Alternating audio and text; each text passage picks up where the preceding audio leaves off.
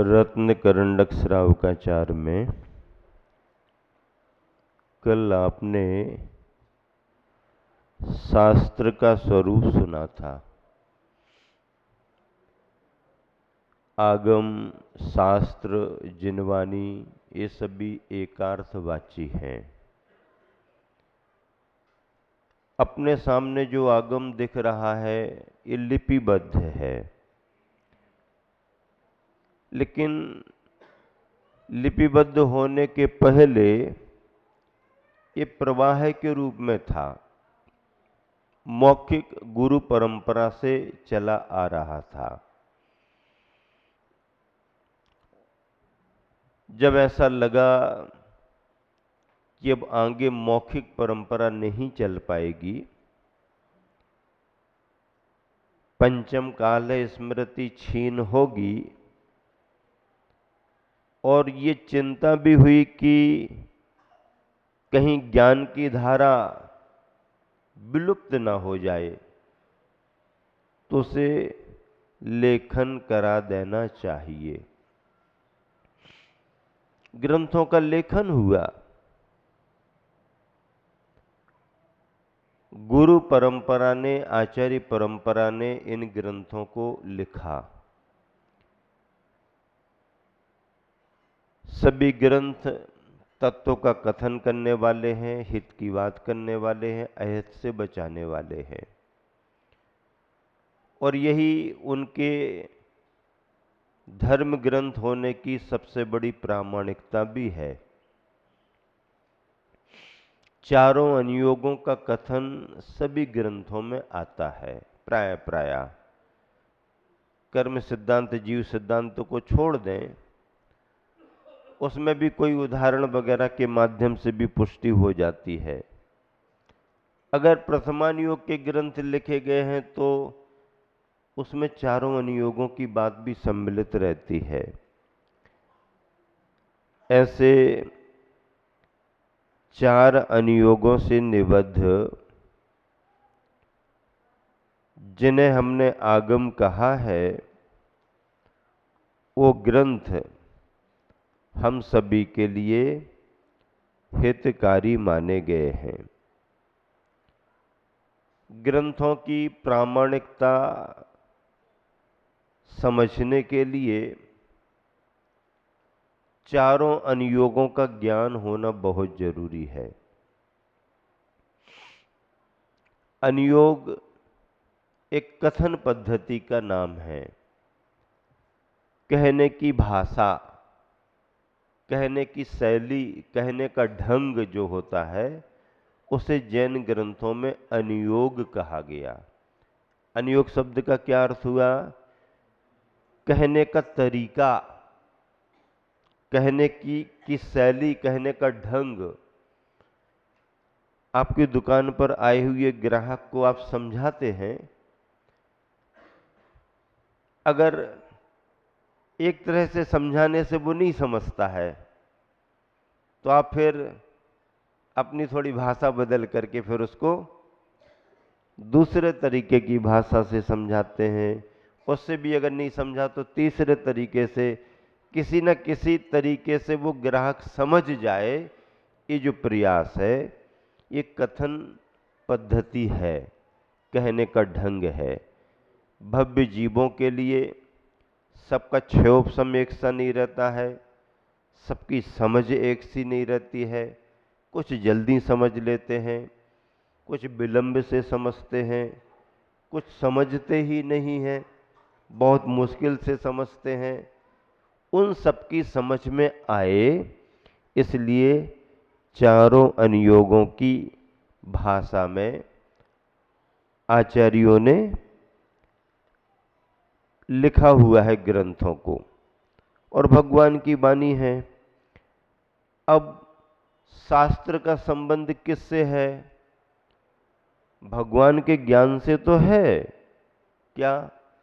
भगवान के ज्ञान से शास्त्र का संबंध है, हम मानते हैं।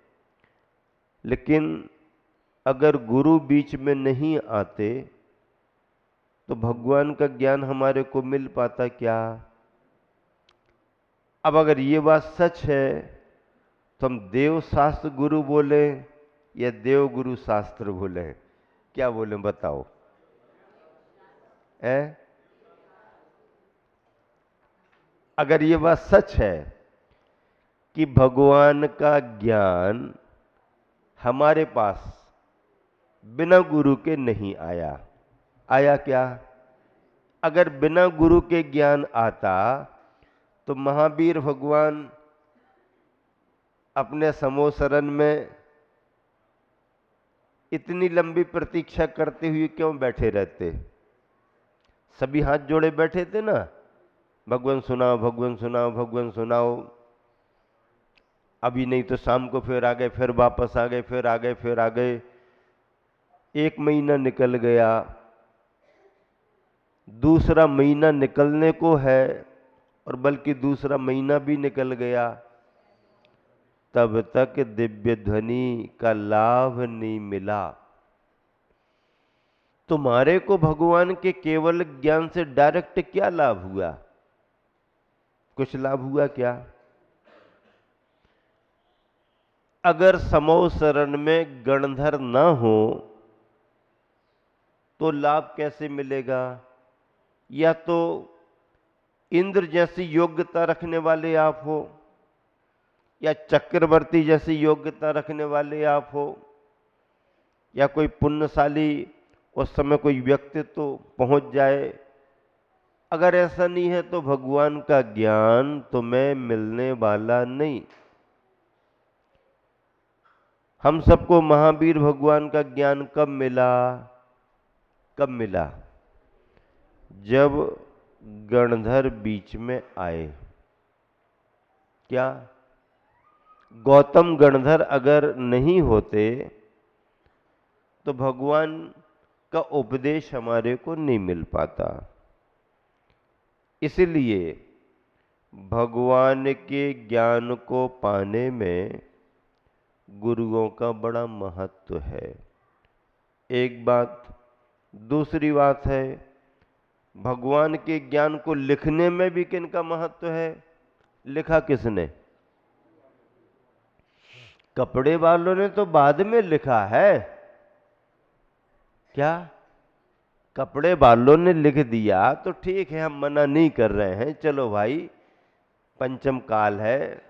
अगर किसी ने सैद्धांतिक तरीके से सही सही लिख दिया तो लेखन तो जिनवानी का ही हुआ है।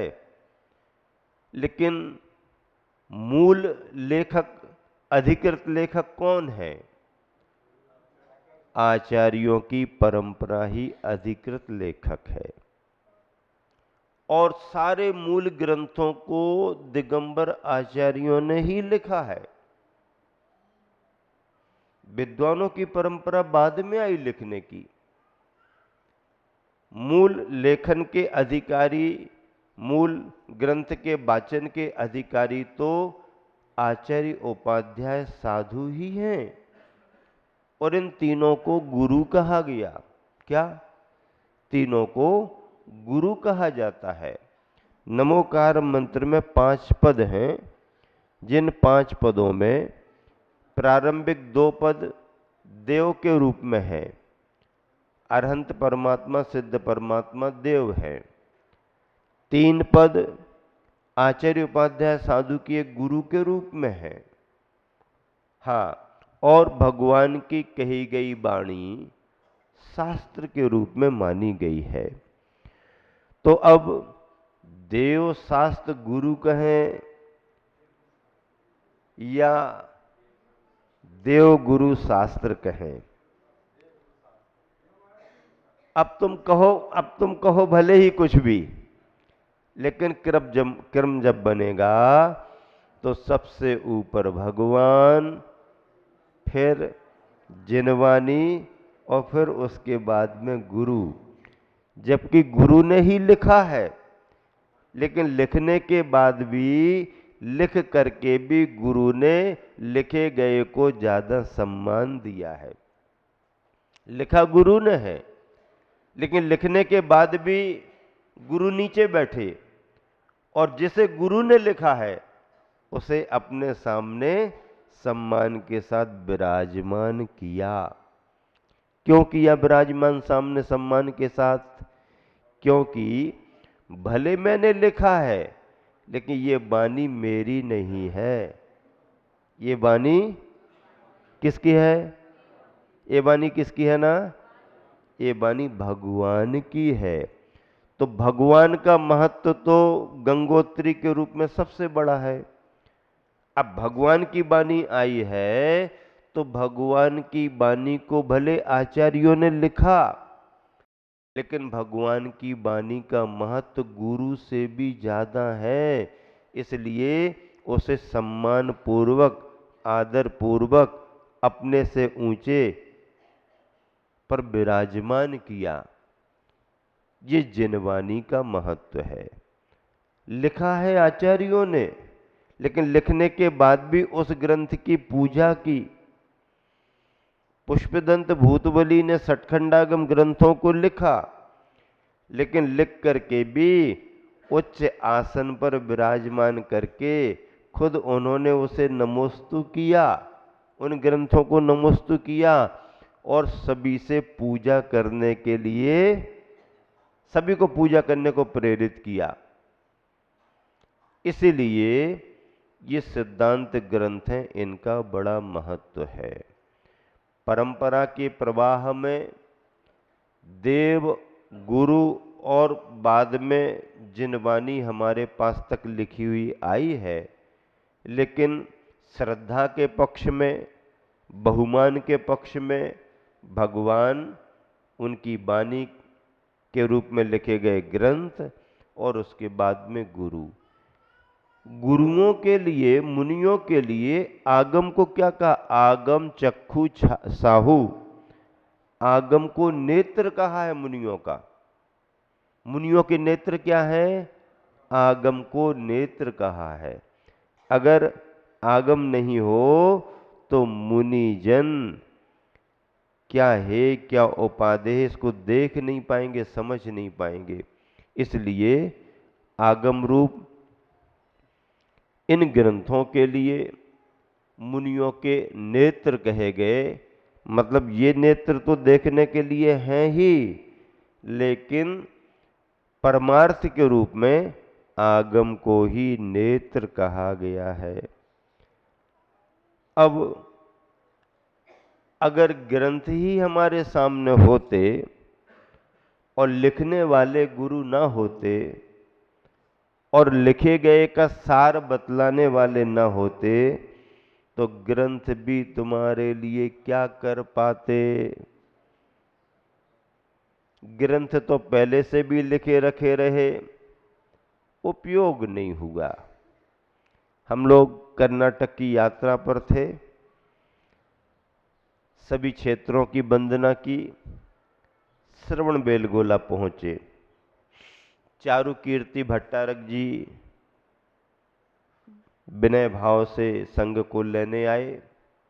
हम 7 महाराज जी थे। कितने महाराज जी थे? 7 महाराज जी थे।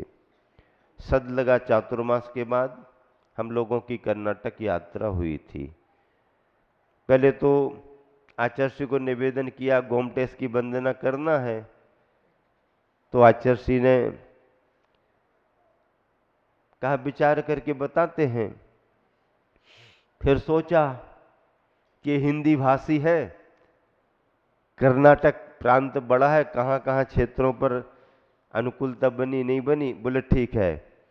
फिर प्रशांत निर्वेक सागर जी महाराज जी को भी कहा, सोपार सागर अक्षय सागर जी, नेमी सागर महाराज जी को भी कहा। बोले सब लोग मिलकर के एक साथ वंदना करने जाओ।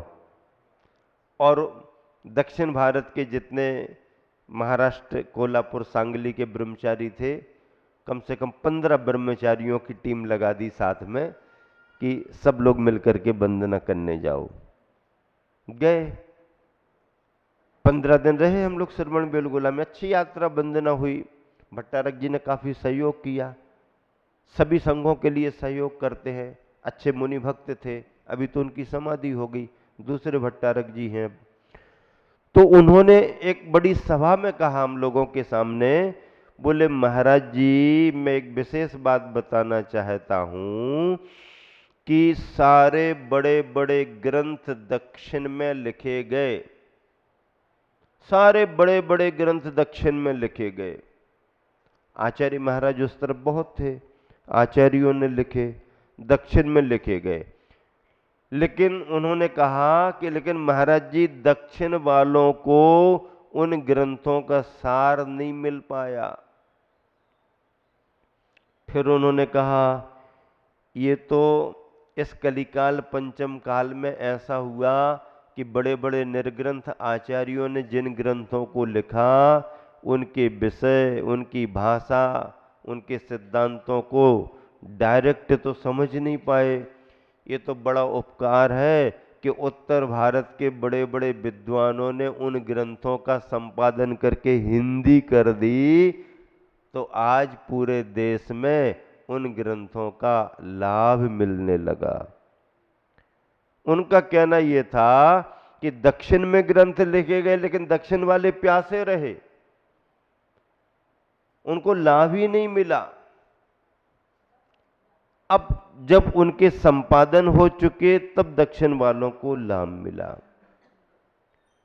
सारे तीर्थंकर उत्तर भारत में हुए। तीर्थंकर कहां हुए? दक्षिण में एक भी तीर्थंकर का जन्म नहीं हुआ। सारे तीर्थंकर, वैसे भी अयोध्या में ही जन्म होता है लेकिन अब थोड़ा यहां वहां हो गए, तो सारे तीर्थंकरों का उत्तर भारत में जन्म हुआ। लेकिन सारे दिग्गज आचार्य, बड़े बड़े निर्ग्रंथ दिगंबर आचार्य सारे दक्षिण भारत के ही रहे। चाहे कुंद कुंद स्वामी हो, चाहे समंतभद्र स्वामी हो, चाहे अकलंक स्वामी हो, चाहे वीरसेन स्वामी हो, यति सब पूज्यपाद, सब ये आचार्य दक्षिण भारत के रहे। बड़े बड़े ग्रंथों का लेखन किया, बड़े बड़े संघों का संचालन किया।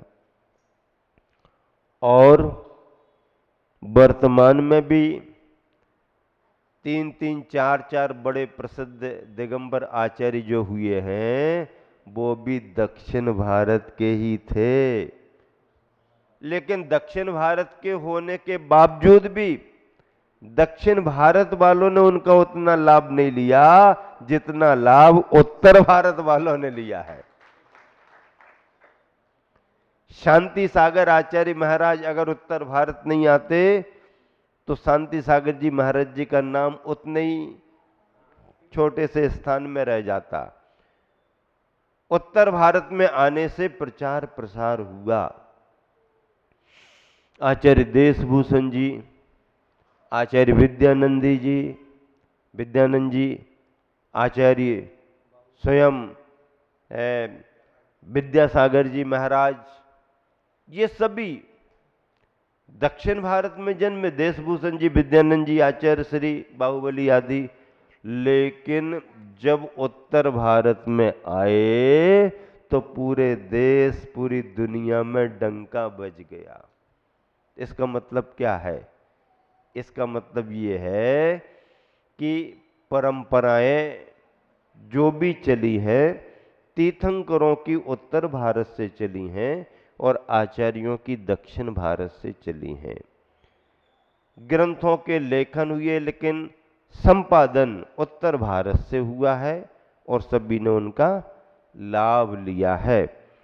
ऐसे ग्रंथों को जो आज केवल जैन समाज में ही नहीं, आचार्यों के लिखे गए जैन ग्रंथ केवल भारत में ही नहीं पूरी दुनिया में भी अपना महत्व रखे हुए हैं। और पूरी दुनिया के जितने भी बड़े बड़े अनुसंधान केंद्र हैं,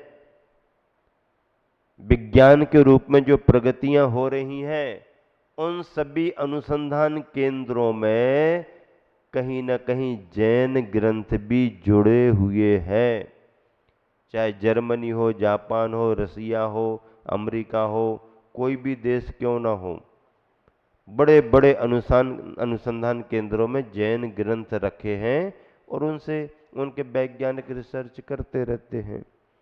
अब देखिए गुरु का स्वरूप, श्लोक नंबर 10 उच्चारण करें। आगे बढ़ेंगे। विषयाशावशातीतो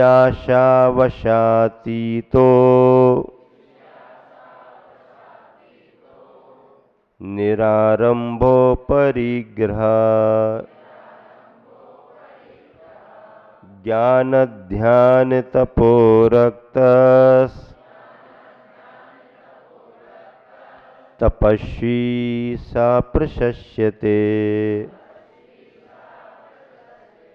एक साथ मिलकर।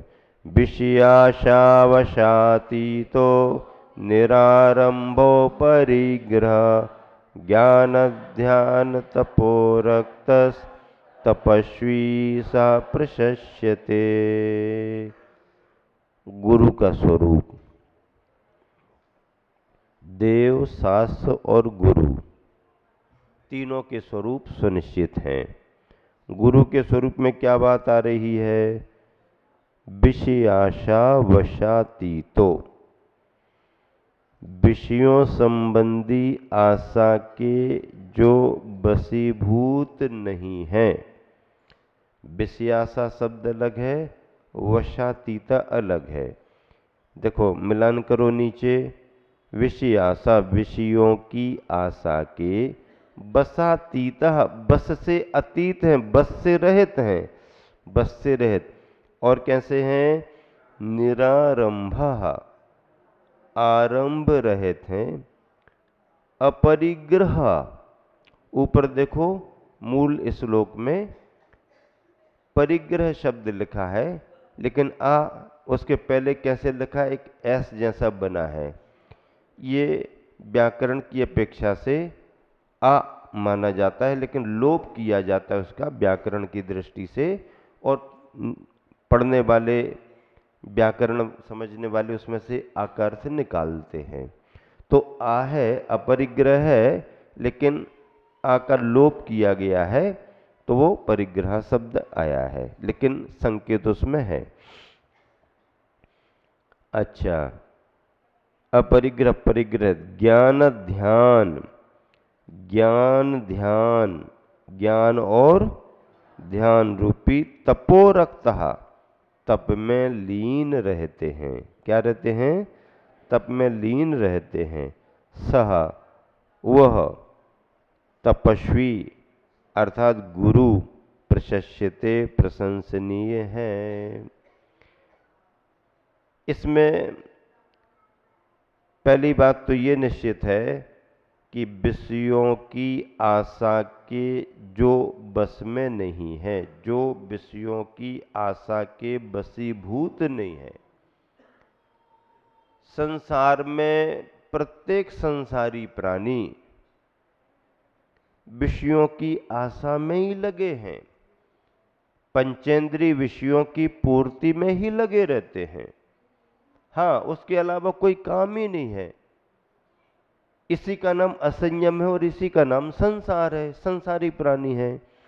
तो अब संसार में रहते हुए भी अगर संसारी प्राणी से कोई अपनी पहचान अलग बनानी है तो क्या होगा? संसारी प्राणी पंचेंद्रिय के विषयों में आसक्त रहते हैं, तो मुनि गुरु तपस्वी कौन होंगे?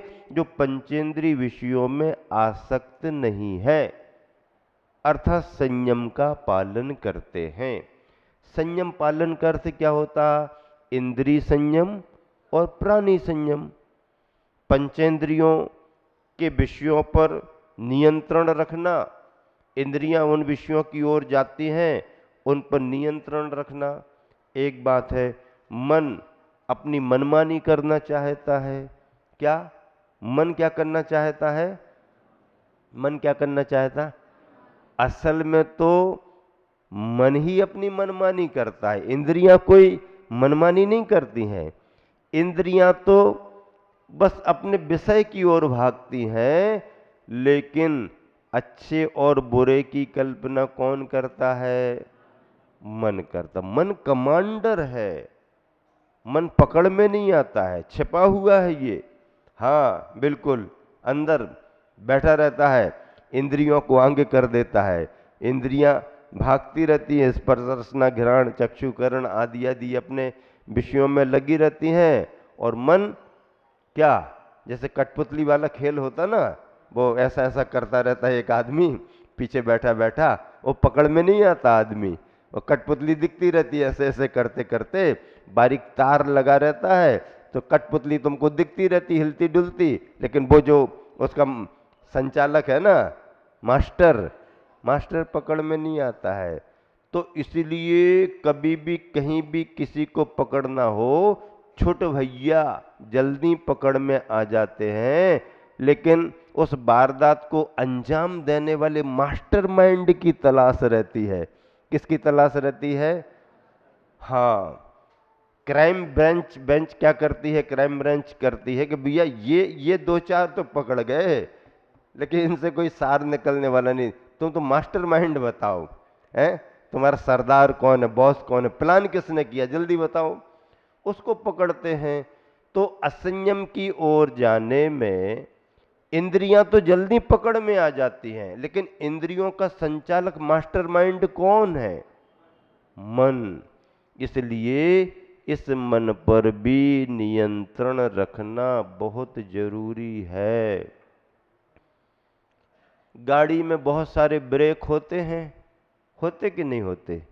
अलग अलग तरह के ब्रेक होते हैं, और अंत में एक पावर, क्या होता है? पावर ब्रेक अलग होता है। ये तो कंपनी ने जो ब्रेक बनाए हैं ना, उनकी बात है, जो गाड़ियों में सिस्टम है। गाड़ियों में कंपनी कितने ही तरह के ब्रेक बना दें, उन सबसे भी काम बनने वाला नहीं है। महाराष्ट्र में एक कहावत सुनाई जाती है जो हमें अभी भी याद है, मनाचे ब्रेक उत्तम ब्रेक। मन का ब्रेक उत्तम ब्रेक है। कितने ही ब्रेक हों, अगर मन का नियंत्रण खो गया, मन का संतुलन खो गया, तो एक्सीडेंट होगा ही होगा। हाँ, इसलिए बाकी ये हाथ से करने वाले, पैर से करने वाले, ये सारे ब्रेक तो तुम्हारे जो गाड़ी में लगे सो लगे हैं।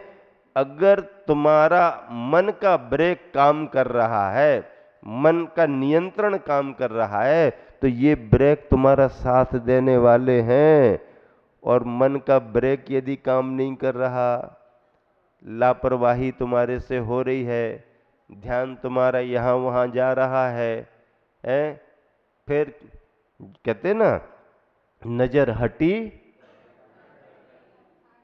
और जरा जरा सी तो चूक होती है ना, सेकंडों का काम रहता है वो तो। एक्सीडेंट कोई प्लान पूर्वक या घंटों का काम थोड़ी होता, सेकंडों की चूक। गाड़ी की रफ्तार बहुत रहती है, तेज रफ्तार के साथ ले जाते हैं लोग, जल्दी जाओ जल्दी जाओ जल्दी जाओ जल्दी जाओ, जाके जल्दी करोगे क्या? जल्दी जाओ जल्दी जाओ। वो एक ऑटो रिक्शा में बैठ गए दो तीन मित्र, और उनको जल्दी घर पहुंचना था। एक साथ बैठ करके उनको सीरियल चित्रहार देखना था। अब ऑटो वाले ने स्पीड बनाई, अब धीरे धीरे धीरे धीरे धीरे, नहीं जल्दी जल्दी चलो जल्दी चलो जल्दी चलो, और स्पीड बढ़ाओ और स्पीड बढ़ाओ और स्पीड बढ़ाओ। अरे नहीं भैया, हमारा ऑटो ही इतनी स्पीड, नहीं नहीं और बढ़ाओ। क्यों, क्या दिक्कत है? हमारे चित्रहार निकल जाएगा, टाइम हो रहा है, चित्रहार निकल जाएगा। अब सुनता रहा, जल्दी और बढ़ाओ स्पीड, हमारा चित्रहार निकल जाएगा। तो उसने हाथ जोड़े, गाड़ी रोकी, हाथ जोड़े, भैया तुम्हारा चित्रहार निकल जाएगा, अपन सबके चित्रों पर हार चढ़ जाएगा। ज्यादा तुमने गड़बड़ी करी तो तुम्हारे साथ हमारे चित्र पर भी हार चढ़ जाएगा, तुम्हारा तो चित्रहार ही निकल जाएगा। हैं जा, और क्या करोगे, जल्दी जा, थोड़े आराम आराम से चलो ना, 10-20 मिनट, आधा घंटा, 1 घंटा ज्यादा लगेगा। तो ये मन का ब्रेक उत्तम ब्रेक है। इंद्रिय संयम में पंच इंद्रिय के विषयों पर, पंचेंद्रिय विषयों का निरोध करना और मन को नियंत्रित रखना और 6 जीवनिकायों की रक्षा करना, 5 स्थावर और 1 तरस।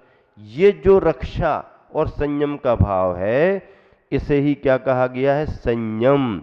तो विषयों की आशा के जो वशीभूत नहीं है, आरंभ तथा परिग्रह से रहित होकर, किससे रहित होकर?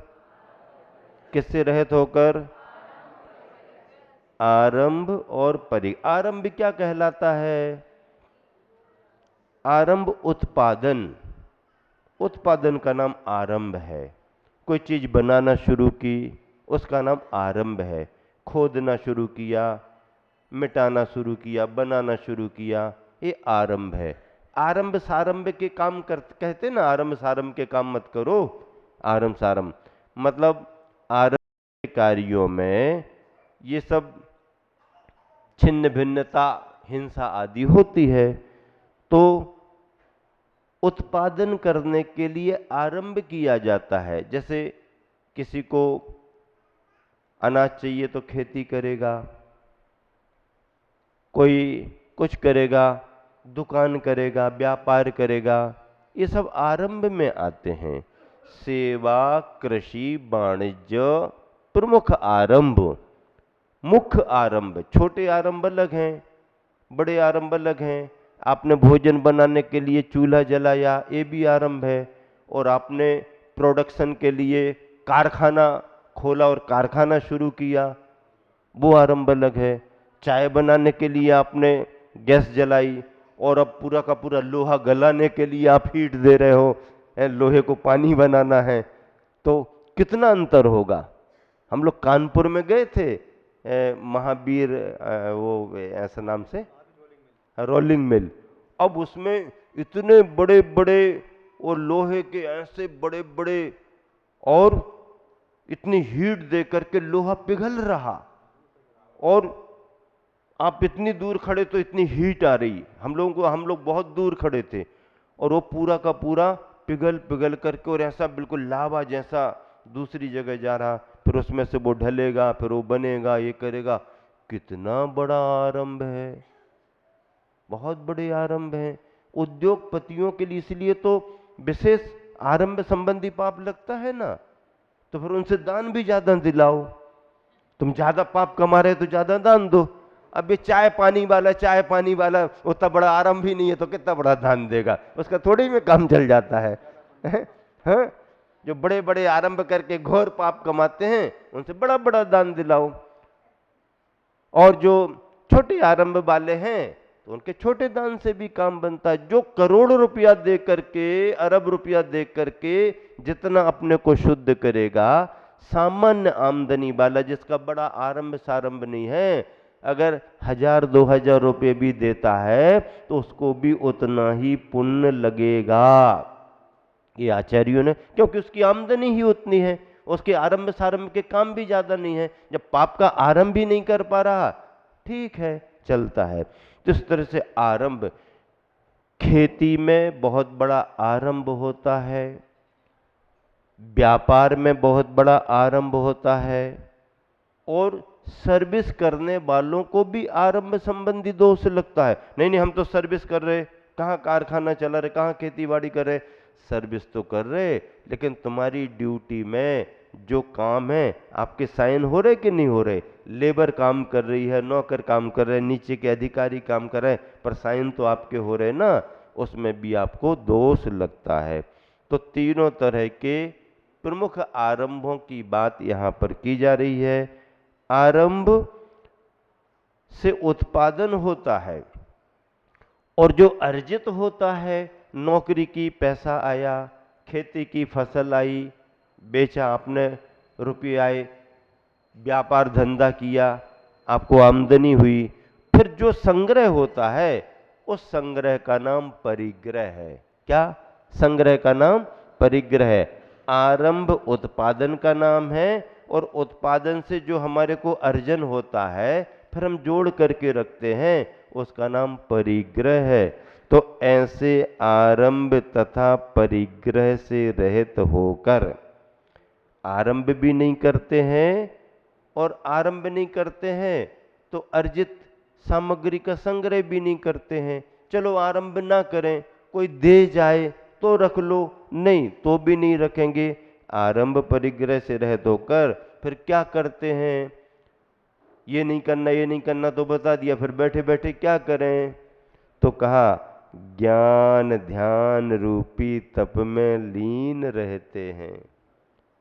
लीन रहते हैं का मतलब आंखें बंद करके सामायिक में ही बैठे रहते हैं, ऐसा नहीं है, ऐसा नहीं है। आंखें बंद करके ही बैठे रहते हैं, ऐसा नहीं है। हाँ, अपनी प्रवृत्ति भी करते हैं, आवागमन भी करते हैं, आहार विहार भी करते हैं, लेकिन ध्येय उनका ज्ञान ध्यान का बना रहता है। तारतम्यता उनकी ज्ञान ध्यान की बनी रहती है। आप आ गए, आपको देख लिया, आपने कुछ पूछा, आपको बता दिया, कुछ मार्गदर्शन दे दिया, लेकिन जैसे ही आप गए तो अपन फिर क्या हो गए, फ्री। अब अपने काम में लगेंगे, अपने काम में लगेंगे नहीं। तो लक्ष्य हमारा मूल में अपना करने का है, और फिर चूंकि मार्गदर्शन देना गुरु का काम है तो यथा आवश्यक वह भी है, लेकिन मूल अपना लक्ष्य क्या है, ज्ञान ध्यान तपो रखता। ज्ञान ध्यान रूपी तप में कहीं कहीं पर ये व्याख्या भी की जाती है कि ज्ञान ध्यान और तप में लीन रहते हैं, ज्ञान ध्यान को अलग करके और तप में लीन रहते हैं। तो अपने गुरुवर आचार्य श्री व्याख्या करते थे कि ध्यान शब्द अगर कह दिया तो उसके बाद में कोई तप है ही नहीं। अंतिम तप कौन सा है, ध्यान। अंतिम तप ध्यान है। तप के भेद 12 है ना, तो 6 बाह्य हैं और 6 अभ्यंतर। अभ्यंतर में प्रायश्चित, विनय, वैयावृत, स्वाध्याय, व्युत्सर्ग और अंतिम ध्यान। अब इसके बाद कोई नाम ही नहीं है। ध्यान कह दिया फिर कोई तप नहीं है, बहिरंग भी हो गए अंतरंग भी हो गए। इसलिए क्या कहें, ज्ञान ध्यान रूपी तप में ज्ञान भी तप है, ध्यान भी तप है। इस ज्ञान ध्यान रूपी तप में जो लीन रहते हैं, ज्ञान तप में लीन रहते हैं, ध्यान तप में लीन रहते हैं और तप रूपी तप में लीन रहते हैं, ऐसा नहीं। ज्ञान ध्यान रूपी तप में लीन रहते हैं, वही निर्ग्रंथ सच्चे गुरु प्रशंसनीय है। ज्ञान किसे कहा गया, ज्ञान किसे कहा, तत्व व्यवस्था को समझना ज्ञान है। शास्त्रों में जो बातें लिखी गई हैं उनको समझना ज्ञान है। जिससे हमें पर पदार्थों का और अपना बोध हो वो ज्ञान है। ध्यान क्या है, उस ज्ञान के माध्यम से जो अपने लक्ष्य के प्रति एकाग्रता आती है उसका नाम ध्यान है। ध्यान में से मिथ्या कार्यों में भी होते, एकाग्रता का नाम ध्यान। वो तो दूसरी तरफ भी एकाग्रता आ सकती है, नहीं वो नहीं, लेकिन जो सम्यक मार्ग में मोक्ष मार्ग में एकाग्रता उसका नाम ध्यान है। चलिए दोहा पढ़ो। विषयाशा के बस नहीं, संगारंभ विहीन, प्रशंसनीय साधु रहा, ज्ञान ध्यान तपलीन। आचार्य की 4 पंक्तियां, पद्यानुवाद है। देखिए 10वें नंबर का पद्य। विषयों से अति दूर हुए हैं, कसाय गण को चूर किया, निरारंभ है पूर्ण रूप से सकल संग को दूर किया।